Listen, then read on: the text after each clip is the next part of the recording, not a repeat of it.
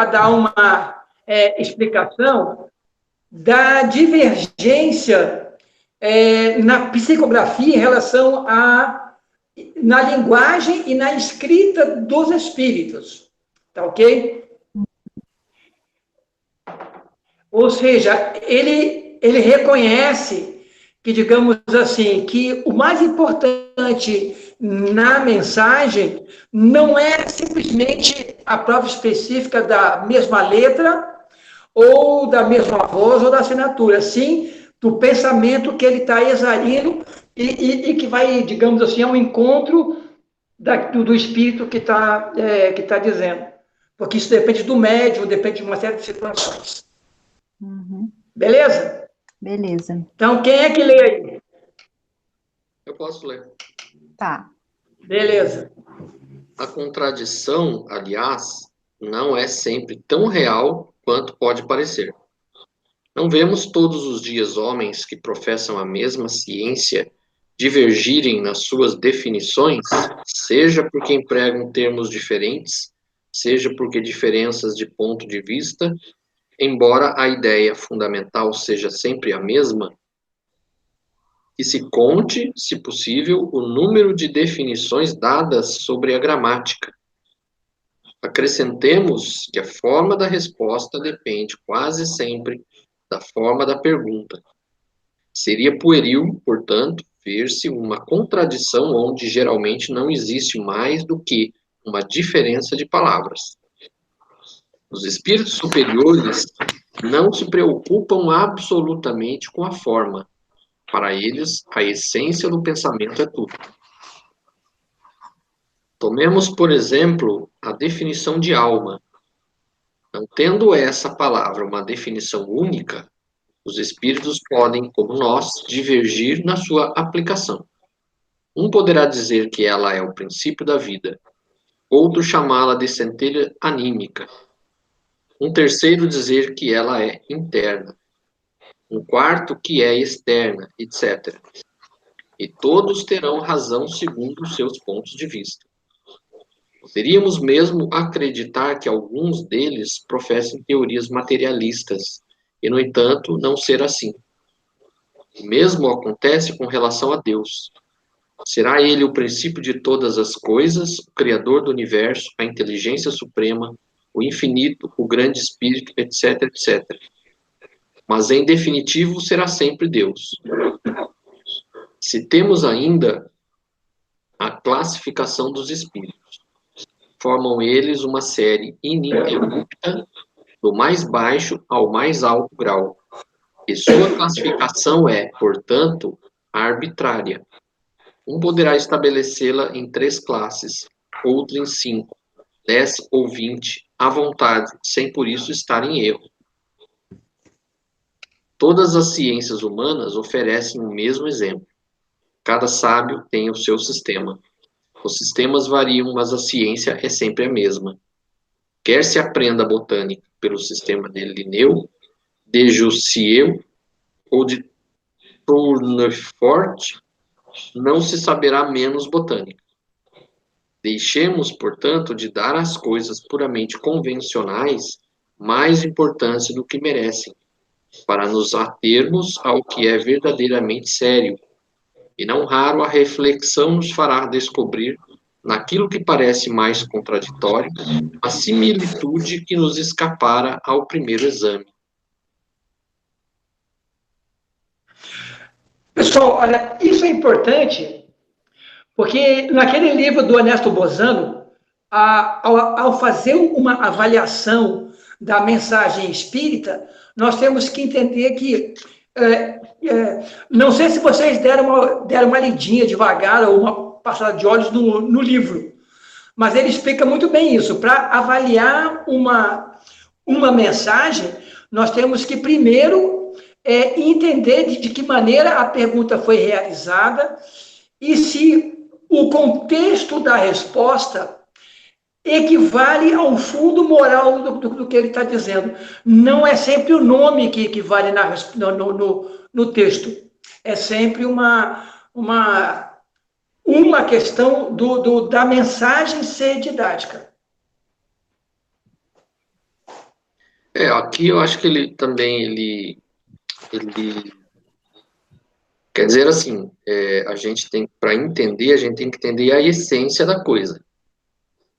As palavras, muitas vezes, podem ser diferentes, mas a essência é o que importa. Então, seria a mesma Sim, coisa que você dizer que 2 mais 4 é igual a 6, ou então 3 mais 3 é igual a 6, ou então 1 mais 5 é igual a 6. O resultado é o mesmo. exatamente. Então, não Mas importa também, Claudinho, a nós temos que palavra. entender também por que o cara usou 5 mais um e não 3 mais 3. Qual é a visão do espírito quando ele dá essa mensagem? Por que ele usa 5 mais um? Porque o teu pensamento é bem interessante. Se você quer chegar no resultado de 6, que caminho você pegou? Você pegou 3 mais 3, 4 mais 2 ou 5 mais um? Então, de que maneira o espírito desenvolveu ou a pessoa, o cientista, desenvolveu esse pensamento que ele usou 5 mais um e não 3 mais 3, entendeu? Sim. Agora, a minha pergunta é essa. Então, nessa questão do livro dos espíritos aqui, na introdução, o Kardec coloca como responsabilidade a gente também tem estudo. Porque se você não consegue entender, pensando que tem que chegar em 6, mas você só sabe na tabuada 3 mais 3, ele não vai entender o 5 mais um. Sim.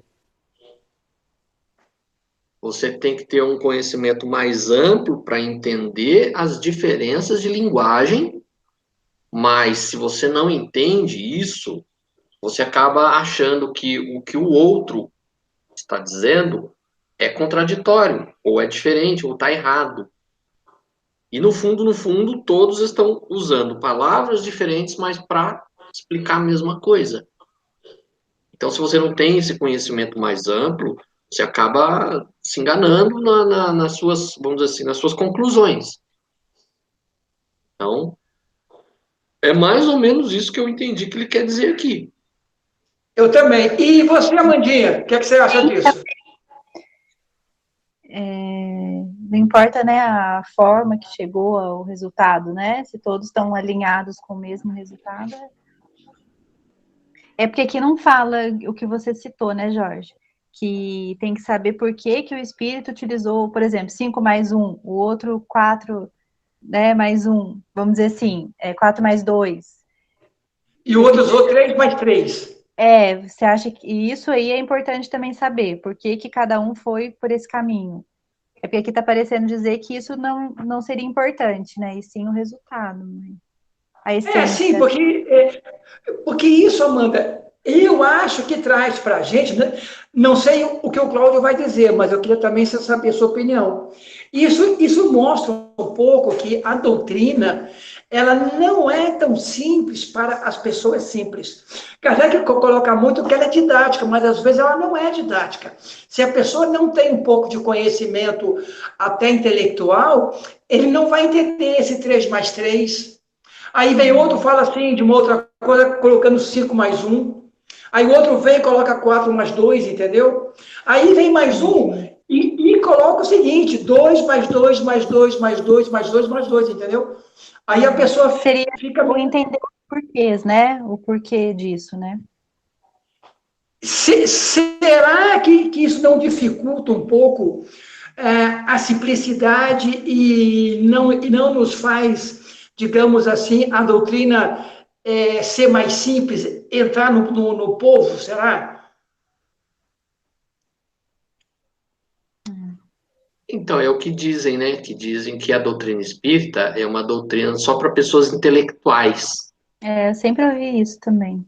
que não é o espiritismo não é uma doutrina para as pessoas de baixa, vamos dizer assim, estudo, baixa escolaridade, é só assim a alta, né? As pessoas que têm um nível de escolaridade mais alto. Isso aí já foi comprovado por pesquisas, inclusive. Eu lembro na Folha de São Paulo uma vez, saiu um tempo atrás, que entre os adeptos do catolicismo, das religiões protestantes e do espiritismo, a mais alta escolaridade era entre os espíritas. Os espíritas. Porque, de fato, o espiritismo, para você compreender, você realmente tem que ter um estudo muito grande, você tem que ler muito. Não significa que você tem que ter diploma, para ser espírito você tem que ter, no mínimo, universitário, não é isso. Mas exige muita leitura. Uhum. E a gente vive também num país onde o livro é muito caro, né? Então, as pessoas que ganham pouco vai optar por comprar aquilo que é necessário, e não livro. Exato. Livro, né, para ele é supérfluo. Então, acaba que as pessoas realmente de camadas mais baixas, né, mais economicamente mais pobres, não conseguem isso daí. Mas, ô Claudinho, aí eu discordo um pouco, porque é o seguinte, hoje o acesso ao livro é muito mais fácil hoje do que antigamente. Por exemplo, eu sempre comprei livros em sebo, porque eu não tinha muito dinheiro. Então, até livro escolar, livro de caligrafia, sabe? Eu ia no sebo comprar. Então, o sebo te permite. Apesar de que hoje o sebo também não está tão barato assim mais. Mas, mesmo assim, é uma coisa. Só que é o seguinte, não existe para a doutrina espírita, para que você possa entrar nela, se você não gostar de ler, porque ela é uma doutrina especificamente de leitura. Sim. Quer dizer, não há uma educação de pessoa simples para o gosto de ter livros, de ler. Apesar de que todo mundo lê o WhatsApp, lê mensagem e tal, mas a leitura mesmo as pessoas não conseguem. Nem em PDF, você manda o PDF, a pessoa não lê. Ela lê o rapidinho do Zap, mas o coisa não.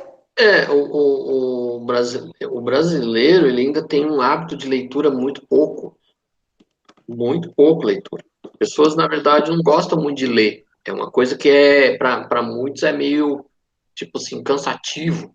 As pessoas não gostam de ler. Então, ela é uma doutrina que exige muita leitura. Então, se você não tiver empenho em ler e estudar, é complicado. Uhum. E, principalmente, dentro da doutrina, da forma como ela é escrita, a pessoa não pode simplesmente ler livro, ela tem que saber interpretar texto. Sim, também. Porque senão você pega o 3 mais 3, você entende. Aí recebe, como você falou aí, uma outra mensagem, em que o Espírito começa a fazer uma lição e coloca 5 mais 1, como você falou, a pessoa já acha que ele está errado, que o 3 e 3 é o Espírito correto. Porque leu no outro que era aquilo, como é que agora é diferente, né? Sim. Aí começa Bem, continuemos aí. É o item 14 agora, hein? Tem 14. Quem lê? Eu começo aqui, Tá. porque é um item pequeno. Vamos lá.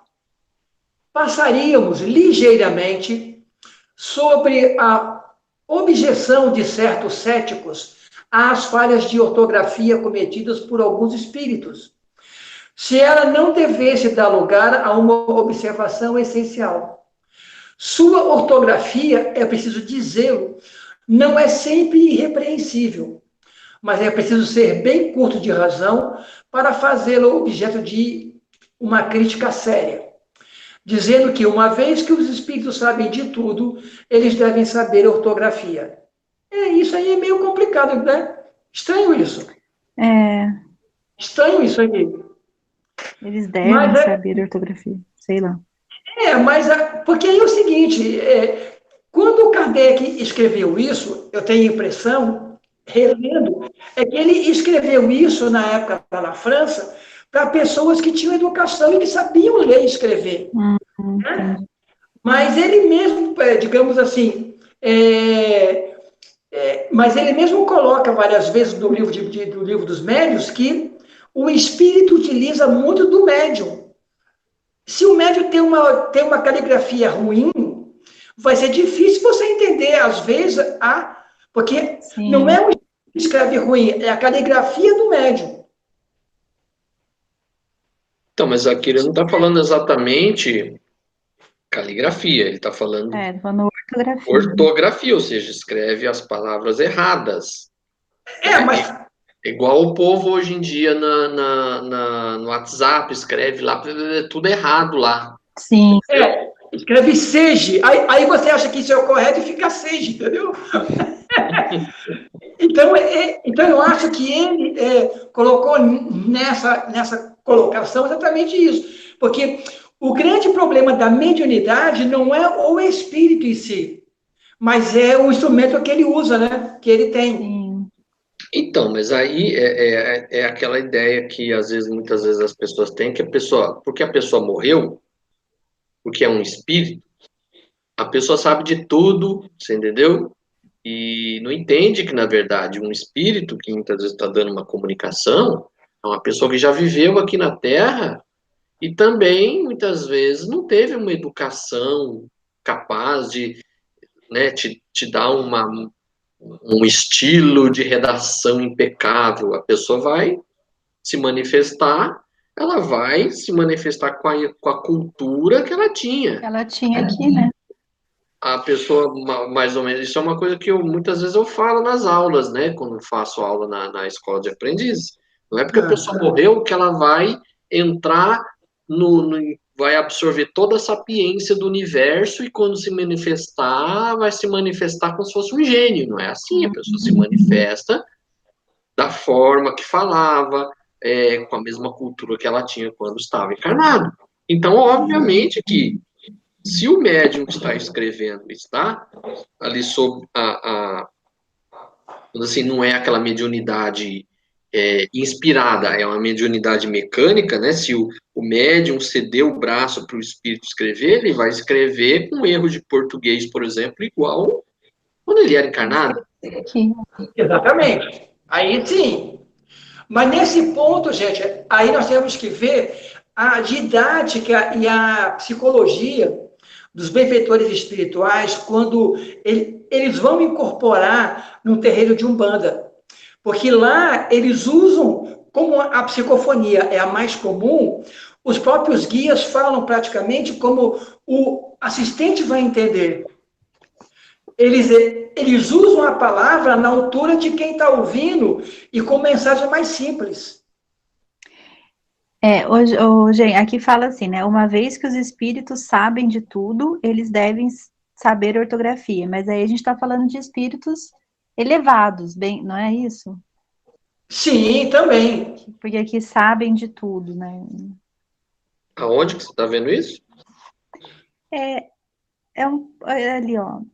Sua ortografia, é preciso dizê-lo, não é sempre irrepreensível, mas é preciso ser bem curto de razão para fazê-lo objeto de uma crítica séria, dizendo que, aí agora, uma vez que os espíritos sabem de tudo, eles devem saber ortografia.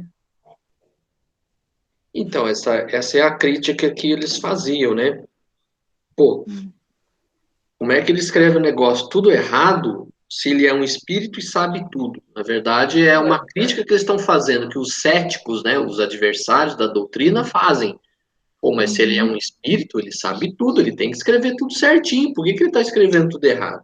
Essa aqui é a Mas crítica. também aí, É uma crítica. mas também aí, ô Cláudio, nós temos que ver também o nome de quem assina. Porque se assinar um cara como se fosse Platão para dar uma mensagem e o cara vai escrever uma ortografia errada, a gente vai perceber que esse Platão, o espírito, não é Platão como a gente conhece. Mas quem conheceu Platão? Você conheceu Platão? Bem, Amanda conheceu olha, Platão? faz tanto tempo que eu já esqueci. Eu não conheci. É que, na verdade, quando eu conheci, foi tomando um café. Ele passou pelo bar, a gente se conheceu, a gente conversou uns 10 minutos e aí ele foi embora, entendeu? Faz Então, tempo que eu encontrei com ele. a questão é assim, se, por exemplo, uma pessoa que você conviveu a vida toda desencarna, aí depois te dá uma mensagem, você, como conhecedor daquela pessoa, você vai reconhecer, vamos assim, o estilo de Sim, redação daquela pessoa. Agora, quem viveu há tanto tempo atrás que a gente não conhece, a gente não sabe. O que a gente vai, vamos assim, entender da mensagem, se é uma mensagem séria, se tem um fim construtivo, se tem coerência. Agora, Sim, os erros gramaticais, erro de ortografia, o que está querendo, que o Kardec, pelo menos pelo que eu entendi que ele está querendo passar aqui, é que os espíritos não sabem tudo só porque são espíritos. E Entendi, erros de Carlos. ortografia, isso aí é o de menos. O que interessa é o conteúdo. O Uhum. conteúdo da mensagem que é o mais importante. sim. E também nós temos que ter que é uma noção do seguinte: digamos assim, o Cláudio é um escritor famoso. Ele escreve muito bem. Só que antes do livro dele, quando ele manda o original para a editora ler, esse livro vai passar para um revisor ortográfico. O cara vai corrigir vírgula, pontinho, quer dizer, mesmo o escritor, às vezes erra em vírgula. Por exemplo, assim, a coisa mais difícil que eu até hoje vejo, e que para mim é uma dificuldade, é saber quando você usa ponto e vírgula. Sim. Entendeu? Quer dizer, então, se nós, um escritor famoso, passa por um revisor de texto antes do livro ser grafado, tudo, você imagina uma mensagem, ela também tem que passar para uma leitura de texto, de pegar o. Quer dizer, ninguém vai duvidar que o cara não sabe escrever, mas ele pode cometer erros de vírgula. O cara vai perguntar para o escritor: peraí, esse parágrafo aqui está dizendo uma coisa que eu não estou entendendo. O que você queria dizer? Aí o cara vai acertar vírgula, ponto e vírgula, entendeu? Então, eu acho que numa mensagem de espírito deve ser a mesma situação. O cara manda uma mensagem, você lê o fundo, e aí vai ter que entender como ele faz. A gente não tem condições de saber exatamente 100% das regras gramaticais. Então, a gente não pode exigir isso dos espíritos também. É isso que ele está querendo dizer aqui. Exatamente. Né? Então, Exatamente. você desacreditar uma mensagem só porque tem erro de ortografia não estar sendo razoável. É isso que ele está querendo dizer aqui. Né? Está querendo muito purismo. Não, assim, tipo assim, você está exigindo muita coisa, né? Sendo que você mesmo não é 100%, né? Então, você não queira exigir dos outros aquilo que você não é. Então, não vamos exigir, não vamos, assim, utilizar esse tipo de situação, erros gramaticais, para desacreditar a obra toda. Exatamente. Né? É Igual, eu lembro que quando estava em 88, quando terminaram de redigir a atual Constituição Federal, ele passaram o texto por um revisor, né, de português.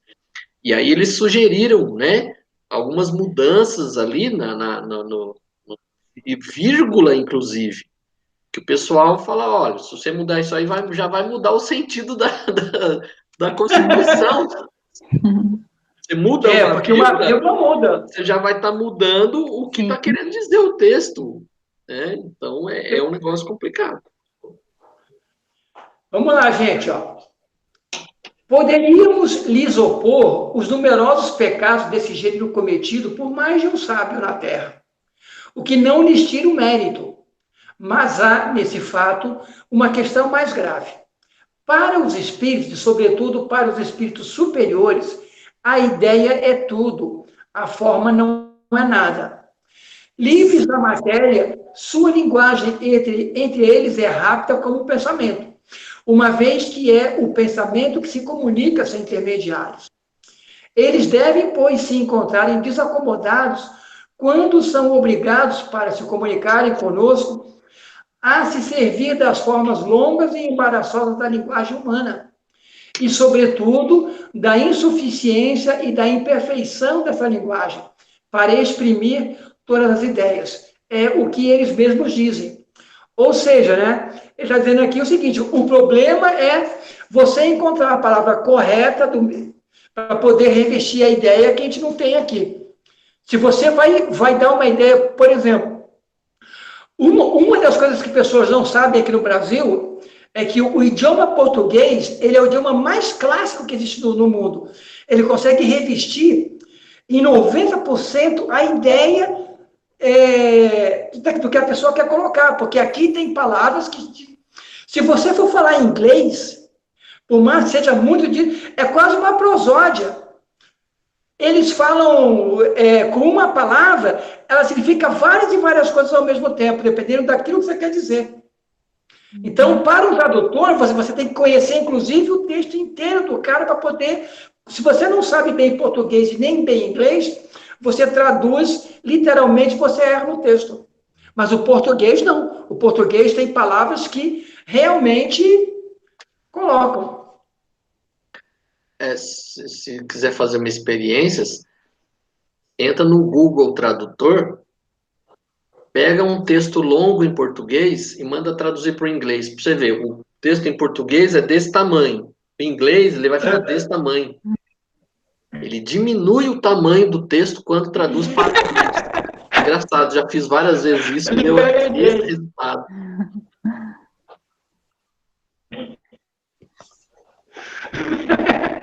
Mas é isso mesmo. A dificuldade deles em entender, né, vamos dizer assim, as palavras a serem utilizadas para o tipo de pensamento que eles querem transmitir. Deve ser meio complicado mesmo. Também é curioso ver os meios que eles empregam frequentemente para atenuar esses inconvenientes. Seria o mesmo conosco se tivéssemos que nos exprimir numa língua mais extensa em suas palavras e em suas expressões, e mais pobre nessas expressões do que aquela que usamos. É o embaraço que experimenta o homem de gênio, impacientando-se com a lentidão de sua pena, que está sempre aquém do seu pensamento. Concebe-se depois disso que os espíritos liguem pouca importância à puerilidade da ortografia, quando se trata, sobretudo, de um ensinamento grave e sério. Já não é maravilhoso, aliás, que eles exprimam indiferentemente em todas as línguas e as compreendam todas? Não é preciso concluir-se disso, todavia, que a correção convencional da linguagem lhe seja desconhecida. Eles a observam quando isso é necessário. É assim que, por exemplo, a poesia ditada por eles desafia frequentemente a crítica mais meticulosa. E isso, malgrado a ignorância do médium. Na verdade, o maior exemplo disso foi quando o Emmanuel conversou com Chico Xavier. Chico, você vai receber vários espíritos que são poetas. Então, dá uma estudada no que é métrica, soneto, para que na hora que eles te lançarem a ideia, você tenha uma noção. E Chico não... Aliás, na verdade, eu nem sei o que é uma métrica de poesia, eu gosto de ler, mas não sei o que é um soneto, né? E o Emmanuel falou, dá uma lida para você entender, para você pegar a ideia e saber, deixar que eles se exprimam, porque o cara pode fazer um soneto e o cara pode fazer uma métrica, e você não sabe o que é. Eu fico imaginando assim, só para a gente fazer uma comparação. Hoje a gente está acostumado com esse computador aqui, né? É o Windows 7, o Windows 10. Seria, acho que mais ou menos como se a gente, vamos dizer assim, para esses espíritos que estão acostumados a coisa mais avançada, chegar aqui na Terra é como se a gente pegasse aqueles antigos computador que usava aquele Windows 3.11, né? Aqueles computador 286, então deve ser mais ou menos parecido, né? Para eles deve ser difícil, né? Como acostumado a uma coisa mais avançada, pegar uma coisa atrasada que nem a nossa. Em vez de ser holográfico, ainda é disquete. E ainda é daqueles disquetes desse tamanho ainda, né? Aquele disquetinho 3,5, não, aqueles disquetão desse tamanho. Deve ser... Ou então, como na época que meu irmão estudava informática, usava fita cassete para gravar as coisas, né? Porque a fita magnética gravava as coisas. Imagina como é que deve ser para ele. Então, deve ser uma coisa difícil mesmo. E eu lembro nos estudos do curso de médiuns que, assim, o espírito, quando ele está comunicando para você, né, é por intuição, O espírito, ele utiliza o conhecimento que você tem, a cultura que você tem. Então, não tem como ele criar uma coisa na sua cabeça que você ainda não conhece, que você não estudou. Então, ele tem que usar Porque aquilo que você tem. Então, muitas vezes, a dificuldade para o médium que é intuitivo passar a informação é por causa disso. E muitas vezes, na mente dele, as associações que ele tem não são capazes de traduzir em palavras o que o espírito está comunicando. Por isso, a necessidade do médium realmente é de estudar sempre, estudar muito, senão ele não consegue passar a mensagem. Não consegue mesmo. E eu vejo também, Cláudio, que é a dificuldade do médium ser médium, digamos assim, cheio de padrões, de preconceitos, entendeu? Amarrado a padrões mentais. Aí o cara manda uma coisa muito assim além, como ele não acompanha, como ele não é uma pessoa aberta, não é uma pessoa, digamos assim, livre, né, mais ou menos de preconceitos marcados, a ideia bate aqui e ele vai ajustar porque ele pensa. E se ela não é aquilo que ele pensa, ela não encontra. Mas aí não tem complicado. compatibilidade do espírito com o médium, né? Não tem essa sintonia. Será que mesmo assim ele recebe uma mensagem que ele não vai conseguir passar, entendeu? Olha, pelo que eu já trabalhei em curso de trabalho mediúnico, sim.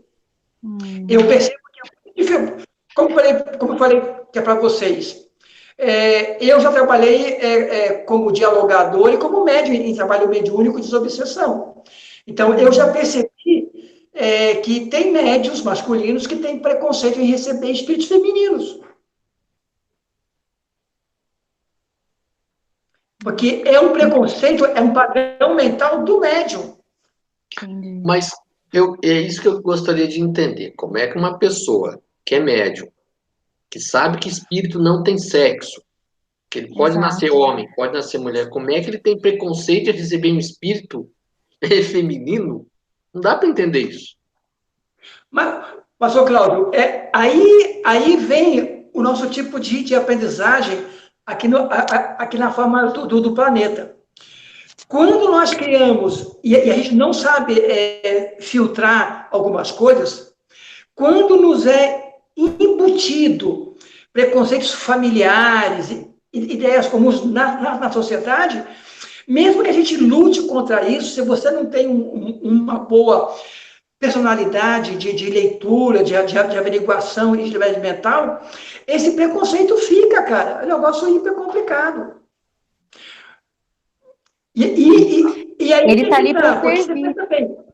Depende. Como é que é, Amandinha? Desculpa, eu não entendi. Está ali para servir, né? Esse é o objetivo, independente, né? Sim, você pensa bem, ó. Querer. Você pensa bem, Amandinha, ó. Você desencarnou, certo? Você desencarnou. Então, você é uma pessoa que a gente percebe que é bem feminina no seu conteúdo mesmo. Mas você é um espírito sofredor. E o trabalho mediúnico vai atender espíritos sofredores. Espírito não tem sexo, como o Cláudio falou. Quando você vai dar a sua mensagem sofrida, você vai dar como Amanda. E se a pessoa tem um certo preconceito de pegar esse fluido feminino seu para fazer que o dialogador perceba qual é o tipo de sofrimento, ele vai bloquear, porque ele vai achar que é meio gay, entendeu? Entendi. Mas isso é um aprendizado do médium. Realmente é um negócio incompreensível. Se a pessoa está trabalhando numa religião que acredita em reencarnação e que sabe que espírito não tem sexo, como é que a pessoa adota um procedimento desse? Não dá para entender. Sim, olha... É muito absurdo demais. É absurdo. Cláudio, olha, é só trabalhar como dialogador, você percebe que a mulher, a mulher médium, ela é muito mais aberta nesse sentido. Ela recebe espíritos masculinos e recebe espíritos femininos. Mas se você avaliar no grupo mediúnico, Quase nenhum. Eu não vou dizer que todos, tá? Mas em todos que eu trabalhei, isso eu percebi. Em 99%, 99% dos grupos mediúnicos, nenhum masculino médium recebeu ou se permitiu receber uma mensagem de espírito feminino, mesmo sofredor. É estranho. Mas fiquem atentos a isso. Quando for trabalhar no grupo mediúnico, fiquem atentos para você perceber. O médium mulher recebe tranquilamente, porque ela já foi educada com esse tipo de paz e liberdade, mais tranquilidade em relação a ele. Mas o masculino não. Então, eu acho que aqui entra também, em relação ao médium, essa dificuldade, né? Que eu considero também em relação à doutrina espírita. O espírita, aquele que adentra ao movimento, ele tem que ser uma pessoa liberta, eu diria que não, mas digamos assim, aberto ao novo e ao não padrão mental. Porque você pensa bem, como é que uma pessoa, digamos assim, que tem algum padrão mental fechado, ao ler sobre seres de outro planeta, como está na pergunta número 15, Livro dos Espíritos, ele não vai ler aquele assim, ó, essa lei é nesse e em outros mundos. Ele não vai aceitar que outros mundos têm outras vidas, entendeu? E ele vai buscar, porque ele não aceita, ele não visualiza isso. Agora, quando encontra uma pessoa assim, meia destrambelhada, meia solta, fica mais fácil pegar a mensagem.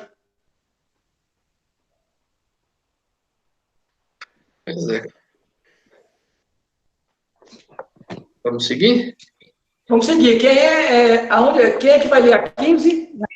Vou lá. 15. Vamos lá. 15 é o X e um V e um V. Vem cá, Mandinha. Você chegou a estudar na escola algarismos romanos? Sim, sim. Você não é tão novinha assim. Porque hoje em dia ninguém sabe o que é isso. Difícil você pegar alguém no ensino médio para saber o que é algarismo romano.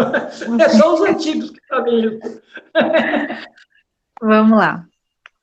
Há ainda pessoas que encontram perigo por toda parte e em tudo o que não conhecem. Também não faltam de tirar uma consequência desfavorável do fato de certas pessoas, em se entregando a estes estudos, terem perdido a razão. Como homens sensatos podem ver nesse fato uma objeção séria, não ocorre o mesmo com todas as preocupações intelectuais sobre um cérebro fraco? Continua? Pode continuar. Tá. Sabe-se o número de loucos e de maníacos produzidos pelos estudos matemáticos, médicos, musicais, filósofos e outros? É preciso, por isso, banir esses estudos? O que isso prova? Pelos trabalhos corporais, estropiam-se os braços e as pernas, que são os instrumentos de ação material. Pelos trabalhos da inteligência, estropia-se o cérebro, que é o instrumento do pensamento. Mas se o instrumento está quebrado, o espírito não o está por isso. Ele está intacto e, quando desligado da matéria, não goza menos da plenitude de suas faculdades. É, no seu gênero, como homem, um mártir do trabalho. Gente, aqui vale uma pergunta interessante. Olha o que está. Mas se o instrumento está quebrado, o espírito não o está por isso. Ele está intacto e, quando desligado da matéria, não goza menos da plenitude de suas faculdades. Então, a pergunta é: quando nós vemos pessoas que têm problemas mentais, a pergunta é o espírito que é doente ou é o corpo que está doente e ele é lúcido? Porque nós sempre aprendemos que o espírito joga no corpo os seus problemas. Quer dizer, o corpo reflete o que o espírito é. Mas nesse texto aqui, ele está dizendo que o espírito está intacto.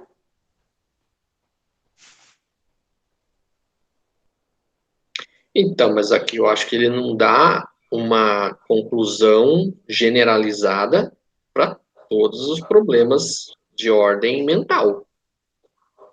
Ele está falando aqui, nos trabalhos físicos, estropiam-se os braços e as pernas, que são instrumento da ação material. Os trabalhos intelectuais, estropiam-se o cérebro, que é instrumento do pensamento. Então, o que ele está dando a entender aqui é assim, por exemplo, pessoa que tem já Alzheimer, que a pessoa já de uma certa idade. Então, é a matéria que se degenerou e aí ficou naquela situação. O espírito permanece o mesmo. Mas espera aí, mas essa provação, o espírito tinha que passar, porque se o espírito é lúcido, o corpo não deveria acompanhar? Então, a gente não sabe para dizer com certeza, né, Jorge? Aquilo pode Porque ser coisa isso da matéria. No próprio livro dos Espíritos, Tá. tem uma pergunta que eu não lembro qual que é, mas ele fala que muitas vezes isso é defeito da matéria. Faz mais sentido, né? Eu acho. Então, a gente não pode generalizar, por causa disso, e pronto. Cada caso é um caso. caso. Esse relativo é complicado, né? Porque as pessoas perguntam isso, né? Se o doente mental é o espírito que é doente ou o corpo que está, mas se o corpo é um reflexo do espírito, Então, mas a gente não pode dar uma resposta é, conclusiva, porque a gente não conhece a pessoa. Pode ser uma prova, né? A gente não conhece o histórico da pessoa, o que ela fez no passado. Então, pode ser uma prova, né?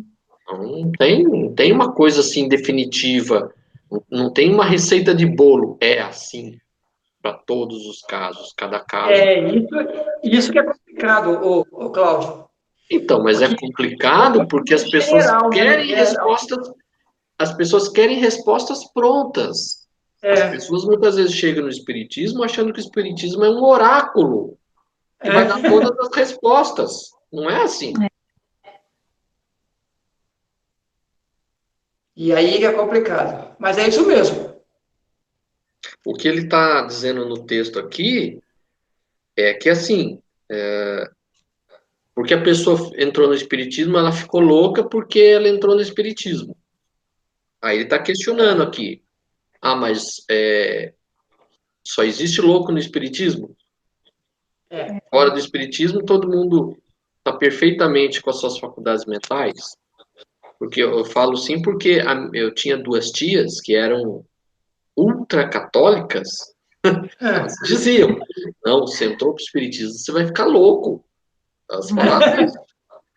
Vai ficar louco de estudar, né? Porque fulano, não sei o que, entrou para o espiritismo, ficou louco. Isso Nunca aí, mais foi. é uma coisa assim que eles falam para tipo assim tentar demover você do espírito de sair, né, para sair do espiritismo. Só que vai no manicômio, vê quantas pessoas lá são espíritas. A maioria das vezes nem é espírita. Nem é espírita. Eu lembro que eu fui no Francisca Júlia uma vez.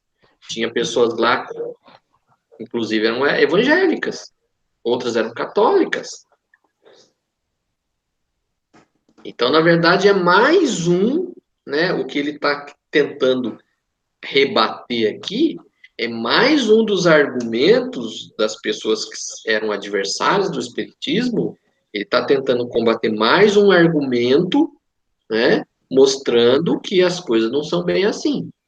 Não é porque você é louco, né? Não é porque você é espírita que você vai ficar louco. Não tem nada a ver uma coisa com a outra. O que está mostrando aqui, muitas vezes, isso é coisa da matéria. Tanto que ele fala aqui, trabalhos físicos estropiam-se os braços e as pernas, são instrumentos de ação.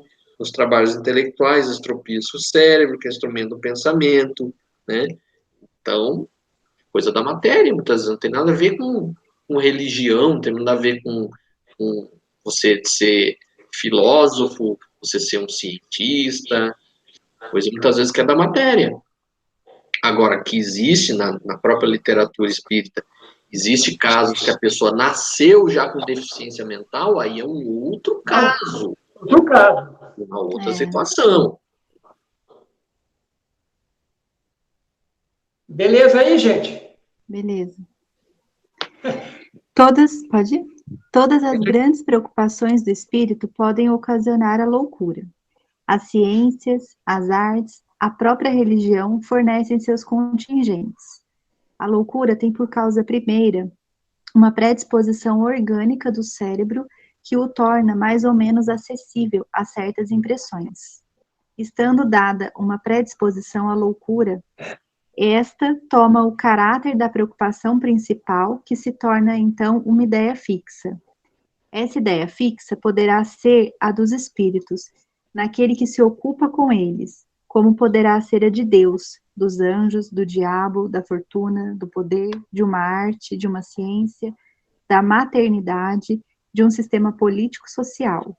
É provável que o louco religioso viesse a ser um louco espírita, se o espiritismo tivesse sido sua preocupação dominante, como o louco espírita o teria sido sob uma outra forma, segundo as circunstâncias.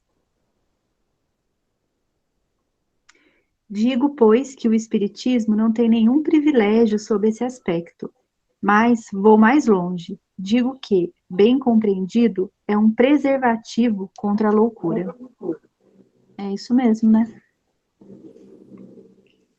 Entre as causas mais numerosas de superexcitação cerebral, é preciso contar as decepções, os desgostos, as afeições contrariadas, que são, ao mesmo tempo, as causas mais frequentes de suicídio.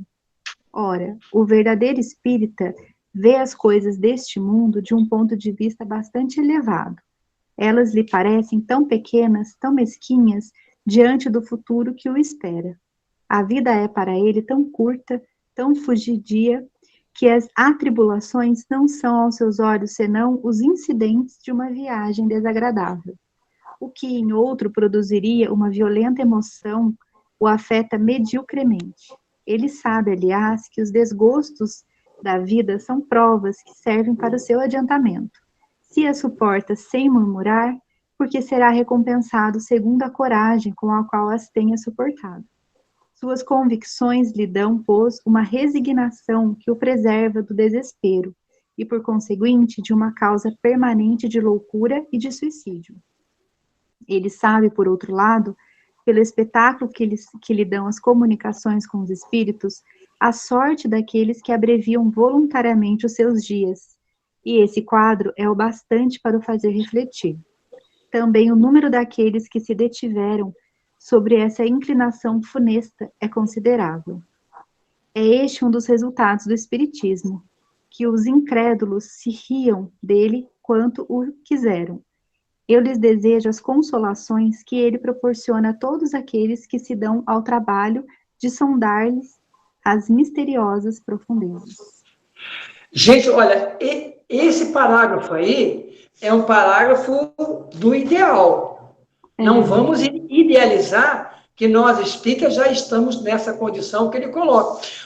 A doutrina deveria ou deve nos levar a todos, bem compreendida, a esse tipo de comportamento ativo na vida, né? Nós não somos tão... Como é que é? Não, é tipo... Não, continuei que fugiu a palavra agora. Uma doutrina consoladora, vamos dizer assim, né? Sim, exatamente. Então, quer dizer, mas se nós levarmos ao nosso conhecimento a forma do espiritismo, nós vamos chegar a esse tipo de condição de existência. Sermos menos consumistas, sermos menos desesperados, ter uma aceitação melhor da vida. Mas, por enquanto, poucos espíritas que eu conheço conseguem, de maneira tão tranquila, você pensa bem. Nível, né? Porque isso é um processo de você agregar a doutrina, o conhecimento com atitude, né? Porque ela não é só o evangelho, ela é uma compreensão espiritual. Sim. Não sei o que o Claudinho pensa disso, mas eu vejo que para nós espíritas ainda estamos longe de imaginar que a gente passaria por problemas sem sei lá, Sem murmurar. digamos assim, seria até uma ideia muito tola e muito tosca pensar que o espírita, sendo ele espírita, nunca tenha pensado em suicídio.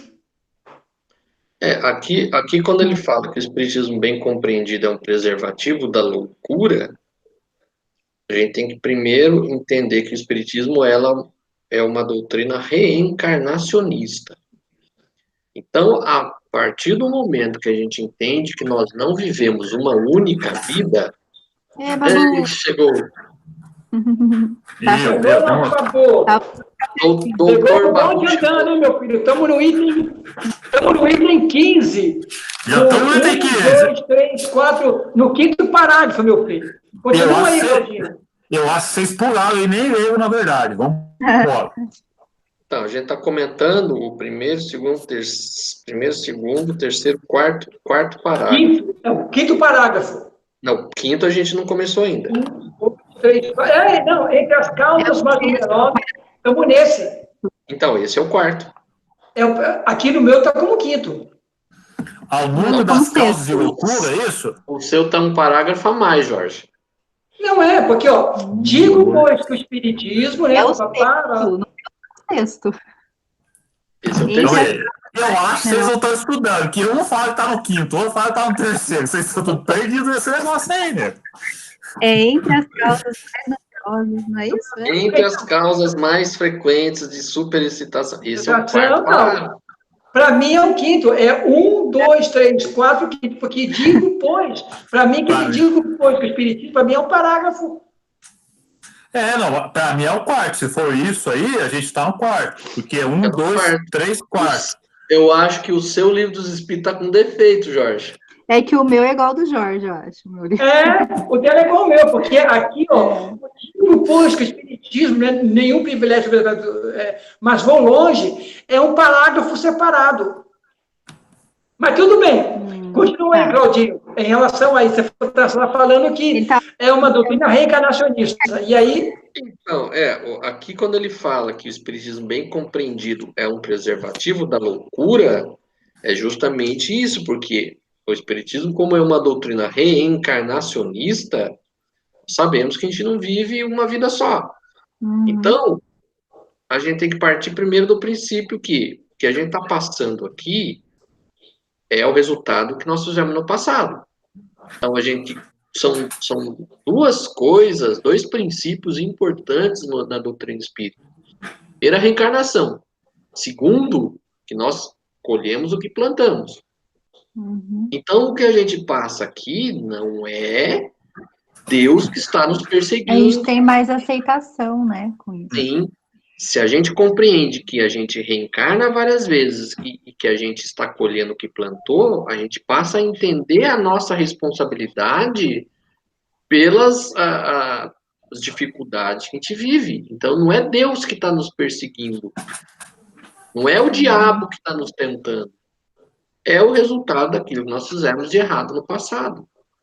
Então, isso é uma vacina contra a loucura, porque o que a gente vai entender é que se a gente se matar, nós não vamos resolver problema algum.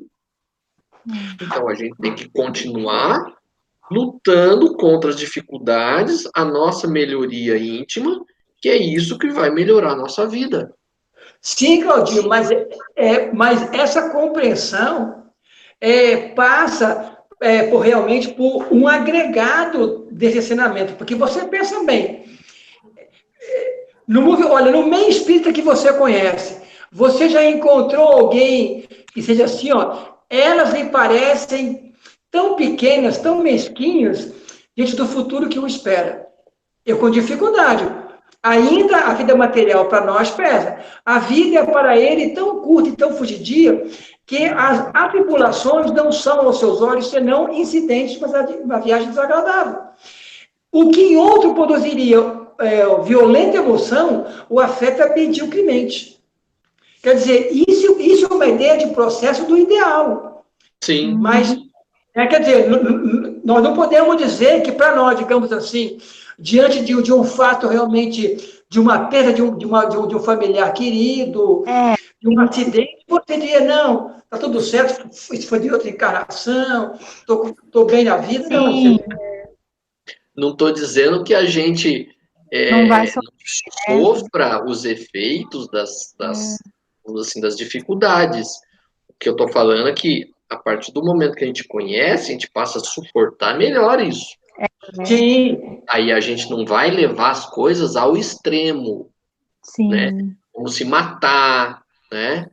Como, eu não sei se vocês lembram quando teve aquele crash de 29 nos Estados Unidos, o que teve de gente se matando por causa disso não foi brincadeira. Tinha gente pulando lá do 10º andar no chão lá, porque perdeu. No dia anterior era bilionário, no dia seguinte estava zero, não tinha nada, estava pobre.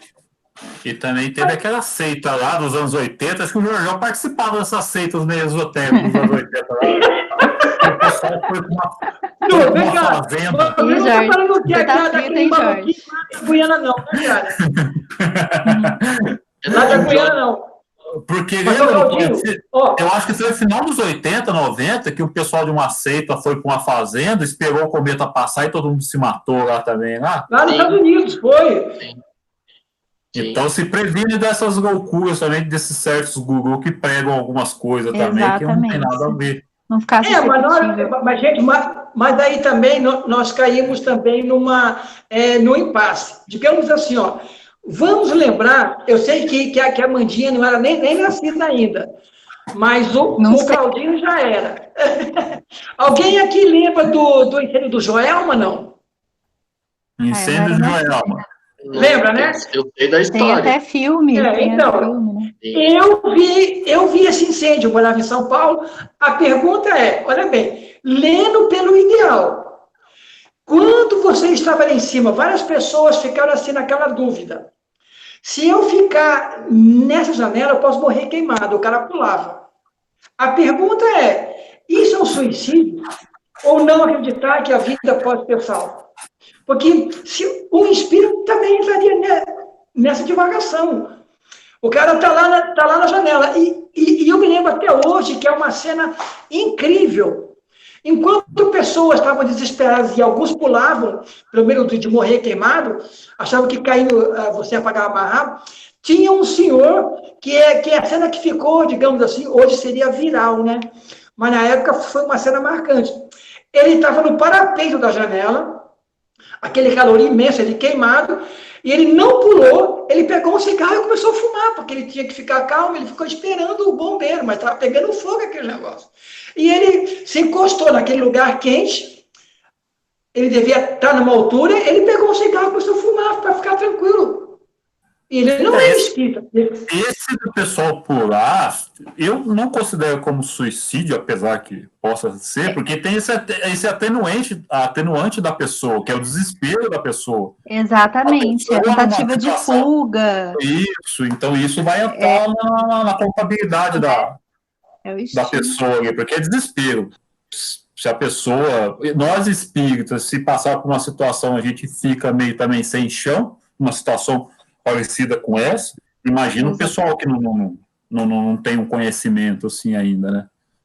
Por isso que eu falei que esse parágrafo aqui, ele é importante para a gente até guardar na nossa cabeça do processo que nós temos que atingir, trazendo sempre a doutrina para a gente chegar nesse tipo de atitude. Quer dizer, a gente ter uma tranquilidade de não enlouquecer, de ser menos consumista, mais minimalista, saber que a existência ela pode ser curta, pode ser cumprida, mas ela que não vale o que valeu, entendeu? Você podia dar um exemplo do atual hoje, da pandemia também, Jorjão. Você vê muita pessoa num desespero total aí, que... Muita gente. Muito, e é uma coisa que eu converso com o Cláudio até, em particular, porque tem um centro que a gente frequenta em particular também, alguns dos, que não é... Está gravando, não esquece, hein? Não estão preparando, tipo assim, aí o pessoal quer fazer mediunidade a rodo, os médios falam que estão estão com muita energia, não tem como gastar, sabe? Então o pessoal começa meio devagar em umas coisas aí que não era para entrar nessa questão em jogo, né? Porque aí o pessoal fala, não, mas a gente é médio, a gente tem que ter, a gente está com acúmulo de energia, a gente tem que fazer algum trabalho mediúnico, aí quer fazer trabalho mediúnico em casa, cada um na sua casa, aí começam essas divagações meio excêntricas no meio, tá ligado? Se a doutrina bem compreendida, você não entra, você não dá um paralelo para, eu estou batendo biela em casa porque estou com muita energia para doar. Você vai, faz uma meditação de manhã, à tarde. Porque, digamos assim, você pensa bem que esse tipo de parágrafo também nos ensina, como o Babu colocou bem, a atitude correta nesse momento. Digamos assim, você não pode sair de casa, mas se eu sair, eu vou usar a máscara. Sabe? Tipo assim, por mais que eu creia na vida espiritual, eu não vou me colocar em situação de risco só porque eu tenho que a vida continua. É prudência. Prudência, verdade. Sei lá, eu vou sair na chuva, mas eu vou levar um guarda-chuva e uma capa, uai. Ah, não, eu sou espírita, se eu pegar uma gripe, vou ficar tranquilo, porque isso é meu karma. Não é karma. Seria a mesma coisa que falar que você pode beber e dirigir, e se você comete um acidente, você acreditar que isso era o seu karma, que você tinha que passar por isso. Não é. Correto. Pois é. As pessoas que às vezes acham também que não tem responsabilidade pelo que faz, né? Então a gente tem que ter responsabilidade pelo que a gente faz. Nem Como tudo, assim, Claudinho? nem tudo é coisa do karma. Então, porque nem tudo é coisa do karma. Ah, sim! Sim. Lembra uma coisa, eu postei para vocês, foi até meio que no particular, que eu estou até caçando aqui no celular, que era um trecho da Revista Espírita, eu até debati muito com a Amandinha também, que a gente entrou numa... que era daquele de enxergar, estou achando aqui de novo aqui, estou chegando aqui. Aqui, ó. Epa, cadê? Que era da médio polonesa, lembra daquele que eu postei para vocês lá? Que falava, meus caros filhos, vossa maneira de compreender a vontade de Deus está errada. Desde que eu tomai tudo o que acontece como expressão dessa vontade. Sim! Tudo que acontece, é a vontade de Deus, eu estou passando dificuldade, eu não posso fazer nada, é a vontade de Deus. Deus quis assim. Certamente Deus conhece tudo o que é, o que foi e o que será, sendo sempre a sua vontade a expressão do amor divino. Ao se realizar a vontade dele, traz a graça e a bênção, enquanto que se afastando dessa via única, ou seja, a gente errando a esmo que a gente erra, o homem atrai a si sofrimentos que são apenas advertência, ou seja, se acontece alguma coisa errada, a gente tenta se consolar, mas é a vontade divina. Não é a gente que errou no passado e quer enfeitar essas coisas ainda, isso que é o problema. E o duro Amanda, é que nós, espíritas comuns, nós usamos muito essa coisa do karma, como o Claudinho colocou. Porque fica mais fácil botar a culpa no passado, esquecendo que o passado é o nosso presente hoje. Porque você traz tudo o que você fez. Não fica lá atrás, né? Então você usa, é meu karma. Eu casei com essa mulher porque era o meu karma. Nossa, eu estou nesse emprego porque era o meu karma, entendeu? Não posso sair desse lugar porque é meu karma ficar aqui. Quer dizer, isso que o Cláudio colocou realmente é uma das loucuras do espírita que não entende muita doutrina. E em cima disso aí tem outro caso também de uma moça que eu gostava muito, que a gente trabalhou, ela falou assim, tinha meio que separado do marido, voltado tudo mais, aí voltou, uma vez conversando com ela falou assim, não, Babu, eu tenho que aguentar porque é meu karma, para mim não precisar vir na outra vida com ele. Eu falei assim, já tá fazendo tudo errado. Ou seja, aceitou ficar junto de novo, não mesmo, tipo assim, não só para aguentar essa vida, porque na outra vida eu não preciso voltar, você já está fazendo tudo errado, vai ter que voltar. Não é verdade. Porque usa desse negócio, eu vou ficar aqui mesmo na raiva, me acotovelando com ele, porque passou essa vida na outra, eu já paguei os pecados. Assim. Eu quero me livrar disso hoje, entendeu? E aí é que está. Na encarnação não cresce, porque estaciona. Exatamente. Você não aprende com aquela lição ali. Seja a lição de saber conviver, de saber ceder, de saber ser mais ameno entre as outras, ou saber também de dizer assim, não, aqui eu tenho que romper porque não dá para ficar junto. Isso é uma decisão nossa também no meio do caminho. Então, assim, não, isso aqui não está dando certo realmente, vamos separar e é uma decisão para vocês tomar. A mesma coisa quando você está num emprego ruim, você fala assim, não vou ficar nesse emprego aqui, quero sair, mesmo que eu fique um tempo em casa, procure outra coisa depois, mas são decisões que você tem que aprender a tomar, porque é uma coisa que é aquele negócio que a Lucilena Galvão fala, se você não toma a rédea da sua vida, outros vão dirigir sua vida por você e vão levar para onde você quiser. Então é uma das coisas que você tomar ação na vida. Babu, nisso que você está falando, eu acho até legal a gente grifar, então, essa frase. Aqui, ó. Ora, o verdadeiro espírita vê as coisas desse mundo de um ponto de vista bastante elevado. Você pensa bem, essa frase fala muito bem o que o Babu está dizendo. Nós temos que olhar a nossa existência de um outro ângulo melhor, não tão rasteiro. E, às vezes, você sair de um emprego que te faz mal, sair de uma relação que não te engrandece, de uma situação que você pode não entrar, né? Uhum. Até um monte de situações, você fala assim, mas eu não posso mudar dessa cidade porque foi aqui que eu nasci. Então, se eu nasci aí, não, eu posso ir embora, porque aqui eu não estou crescendo, eu vou para outro lugar. Então, essa frase é muito interessante. Agora que eu percebi ela, o Babu falou. O verdadeiro espírita vê as coisas desse mundo de ponto de vista bastante elevado, quer dizer, vê de cima. Quer dizer, será que aqui é o melhor lugar? Será que, se eu sou espírita, qualquer lugar pode ser meu, ué? Sim. E essas tomadas de decisão é uma experiência para o espírito. Senão você é levado, os outros vão escolhendo por você e você vai sendo levado. Verdade. Esse medo que você está no emprego, mas se eu sair, eu acho que eu vou ficar desempregado. Você vai, mas você tem que vencer esse medo também, você tem que... Fica paralisado, né? Não sei, pessoal, não sei se vocês lembram dessa família, teve uma época que o pessoal até criticou, até em alguns espíritos falaram que os caras estavam vivendo uma vida de viagem e tal. Vocês lembram da família Schwartzman? Aquela família que dava volta ao mundo, de veleiro, depois passou a ser falar das suas viagens e tal. Você lembra disso? Uhum. Então, será que esse pessoal não deu um up nessa encarnação? Eu ouvi de espíritas que eles estavam, digamos assim, jogando a encarnação para viajar. Eu falei, mas caramba, eles estão aprendendo tanta coisa útil, tanta visão de mundo, não é possível que não tenham... Não, esse tipo de encarnação, eles vão sofrer no futuro, porque estão vivendo só de viagem, não estão fazendo nada, não estão usando criancinha, sabe, esse tipo de coisa.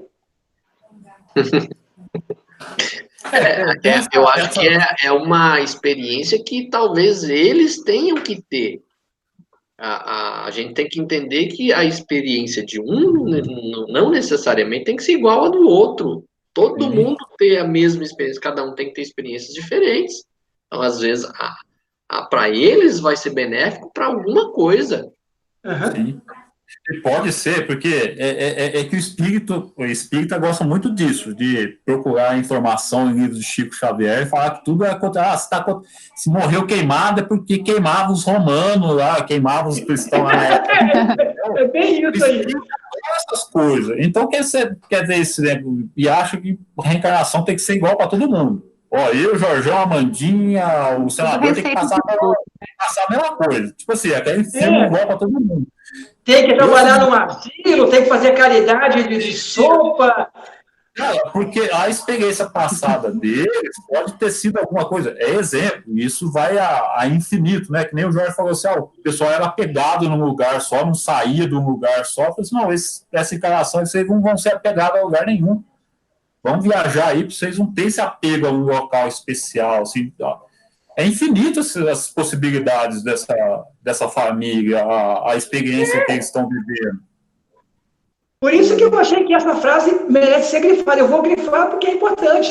Você pensa bem, essa família, ela tem uma visão de globalização, de não preconceito, digamos, racial, porque ela se deu com gente da Polinésia, teve no Afeganistão, quer dizer, ela criou amigos no lugar. Ela não é uma pessoa, né? Eu acho que nessa andança pelo mundo, eles fizeram atos de caridade também. Tá uma cidade que tá passando algum sufoco. Eles acho que ajudaram também. Eu acho que eles não são só aqueles que só ficam lá deles. Eles chegando em algum lugar, eu acho que eles puderam ajudar em alguns lugares também. Então, tipo assim, é uma experiência deles. A gente querer julgar, principalmente nós espíritas, querer julgar nesse ponto que nem o Jorge falou, que alguns acham, tá jogando fora, é totalmente surreal, né, cara? Porque... É surreal. É que nós temos uma ideia que caridade é aquela pessoa que vai ao encontro do pobre, fica lá a vida inteira com ele. Sei lá, pode ser que naquele momento era importante, mas eu vejo outros tipos de aprendizado. Seria a mesma coisa que considerar que um espírito que reencarna hoje e vive do esporte, né? Tipo um motorista de Fórmula 1. Sei lá. É uma experiência, caramba. Eu não vejo... É que tudo é agregado também. Tudo... Estamos num planeta de prova e expiação. Tudo espírito de terceira ordem. A gente não tem esse dom para viver com os mais necessitados. A gente não tem esse desapego total de nós mesmos, sabe? Então, a gente nem ama a si próprio mesmo. Se amasse, a gente não fazia todas essas lambanças que a gente faz. E aí as pessoas ficam falando, mas ele tinha que fazer isso. Mas e a pessoa em si? Não faz. Então, você traz muita coisa. Você está num planeta de prova e expiação, só dos espíritos de terceira ordem, só uma pegada matéria ainda, só a turma do Cláudio, que é de segunda ordem só, né? O Cláudio não está numa ordem. O cara é romano, cara. Nós é bárbaro.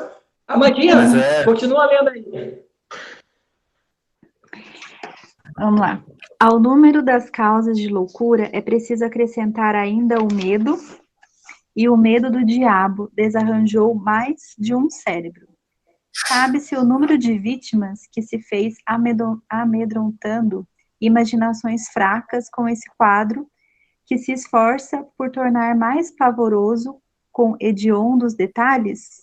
O diabo disse, não amedronta senão as crianças. É um freio para torná-las ajuizadas, sim, como o bicho-papão e o lobisomem. E quando não tem mais medo deles, estão pior que antes, e por esse belo resultado não se conta o número das epilepsias causadas pelo abalo de um cérebro delicado. A religião seria bem fraca se, na falta do medo, sua força pudesse ser comprometida. Felizmente, não é assim. Há outros meios de ação sobre as almas. O Espiritismo, para isso, lhe fornece os mais eficazes e os mais sérios, se ela sabe usá-los com proveito. Ele mostra a realidade das coisas e, com isso, neutraliza os efeitos funestos de um medo exagerado. Realmente, gente, eu acredito que o maior problema nosso do espírito humano hoje é o medo, cara. É o medo. O medo trava tudo. O medo, e é o medo de tudo que você possa... Não só do diabo, medo do futuro, medo de morrer, medo de ficar pobre, passar fome, medo de pegar o Covid, medo de alguém te assaltar na rua. Na verdade, nem é o diabo que não... O medo que nós aprendemos, de alguma maneira, é o que mais nos tolhe. Sim, e essa coisa da falsa sensação que a gente tem as coisas ao nosso controle. A gente não tem nada ao nosso controle. Nada. Tem a vida nossa. Eu posso desencarnar aqui na frente dos 6 aqui, já era. A gente não tem controle de nada. Então, se a gente não tem controle nem da nossa vida, a gente não vai ter controle de emprego, não vai ter controle do que vai acontecer na rua, e a gente tem essa falsa... Querer ter essa falsa segurança com a gente. Não, eu vou fazer isso... E aí, nesses medos, acontecem essas ações egoístas, orgulhosas e vaidosas nossas. Que faz a gente entrar nas lambanças aí. Aí é disputa em cargo de serviço, é para querer passar o outro para trás, aí começa tudo... Já começou a dar um passo no celular, você viu? Dá um passo, né, gente? Mas o que acontece é que esses aparelhos são tão sensíveis, cara, que o obsessor pode... você tem que dar um passo nele antes, cara. O que não pode é dar para ele água frutificada que queima, mas um passe para melhorar a vibração. Não é isso aí, Claudinho? Esse trechinho final aqui, eu lembrei estava assistindo no jornal ontem, que agora parece que o governo vai começar a correr atrás de quem não usa máscara na rua, né? Então vai começar a voltar em R$500 quem não usa máscara na rua. Aí o médico lá estava falando, vale muito mais se empenhar numa campanha educativa que vai fazer mais efeito do que uma repressiva. Mas, Claudinho, é mais ou menos o que fala no trecho aqui. Mas você acredita que ainda precisa de campanha educativa para usar máscara? Mas tá falando tanto da importância da máscara há tempo. Pois é, mas não adianta você querer multar as pessoas que não estão usando máscara na rua, os caras estão aí dependendo de R$600 por mês, vai multar em R$500?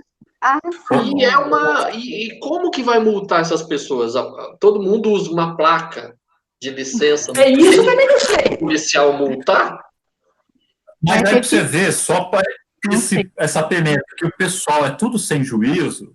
O que aconteceu quando abriu shopping e calçadão? Vai todo mundo comprar blusinha e não podendo sair de casa. Aí tanto que fecharam todos os comércios aqui em São José de novo. Fecharam em Curitiba. Então fecha. Olha pra você ver como o pessoal não tem consciência. Vai retroceder.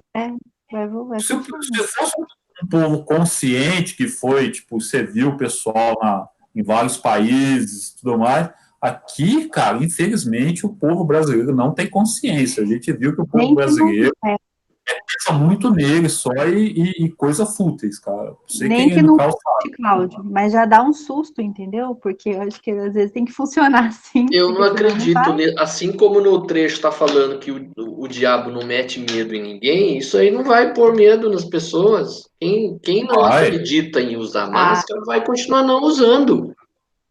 Sei não. Mas eu acredito, Babu, que com a punição do dinheiro, não sei como é que vai ser essa multa. Se o cara vai poder segurar o outro Porque você pensa bem, para aí, Babu! Vou te multar com você, mas o Babu sai correndo, o que eu vou fazer com o fiscal? Né? A não ser que o cara chame a polícia, segure o Babu, que ele está sem máscara. Vem cá, meu filho, vou te multar.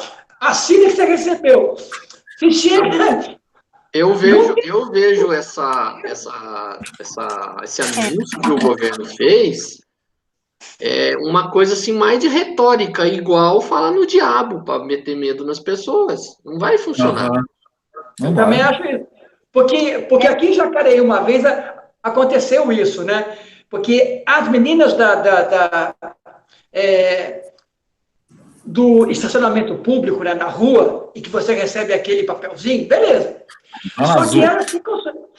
Só que elas ficam sozinhas. Aí o cara estava no local proibido, não colocou o papel, ela foi multar, o cara brigou com ela, meteu-lhe um murro na cara e nem foi processado, cara. Quer dizer, como é que você vai multar alguém na rua, você como fiscal sozinho, dizendo, Babu, você fica aí que eu tô te multando. O Babu sai correndo. Eu vou correr atrás dele. Pois é. Pô, Jacareí tem isso, Jorge. Bom, a intenção não era já partir para esse lado, era comentar o texto, né? Mas... Porque você pensa bem, ó, em relação a medo, Se você não tiver a punição, cara, nós estamos numa terceira categoria tão pesada que se você não falar na punição, o cara não pensa na realidade, é um negócio incrível. Jorginho foi padre outra vida, hein? Só para deixar bem claro aí. Não, é verdade. Jorginho foi padre outra vida. Porque você pensa bem, se você não falar, hoje em dia, em punição, o cara não aprende, cara. Jorge, com certeza, é daqueles padres que mandavam. Reza 30 Ave Marias, 50 ajoelhado no milho. Ajoelhado no milho. Com certeza. Porque, gente, espírito de terceira ordem, se ele não for punido, ele não agrega o padrão de comportamento. Você já está falando em punição. Não existe punição. Não existe punição. Jorginho, ó. Mas, gente, vamos encerrar por hoje? Por que você coloca o seguinte, se você beber e dirigir, você está mais que educado moralmente que você atrapalha a sua direção e pode provocar acidente. Se você falar, se for pego, beber e dirigir, for comprovado, você perde a sua carteira, o cara pensa. Tem que ter. Mas eu acho que esse negócio não vai funcionar. Em alguns casos tem que ter, não tem jeito. Eu acho também que não vai funcionar, não. Eu também acho que não vai funcionar. Mas quem sabe se, para a maioria, de pensar em R$500, porque R$500 você não acha na esquina, jogado no chão. Ninguém pede R$500. Então toma cuidado com seus passeios na feira de domingo, hein? Cara, nós estamos tão assim preocupados que a gente leva 2 máscaras. Uma para usar na ida, aí acabou, eu tô no carro, bota outra máscara e sai e tal. Isso é de já.